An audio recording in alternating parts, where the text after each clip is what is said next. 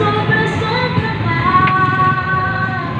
ang mga tao na walang pera ay iuyak ng Diyos. Ay wala ka, huwag ka nang malungkot. Oh, praise the Lord. Don't feel my praise. Don't feel my life.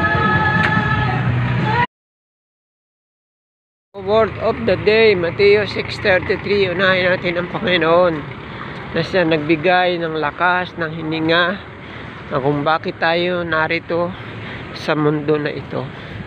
Mateo 6:33. At nais ko rin bumati sa mga nanay sa buong mundo. Happy Mother's Day! Yan po ang ating mensahe natin ngayong umaga na ito. Lord, this is the Lord's Day. Yan, unahin natin ang Panginoon. Mateo 6:33, ang lahat ng mga bagay ay pinagkakaloob ng Diyos. Thank you for watching and sharing ang inyong pilot. Traffic,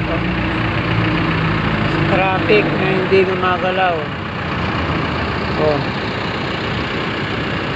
Yun. Anong gagawin mo ngayon pag traffic? Walang galawan. May bahay, no?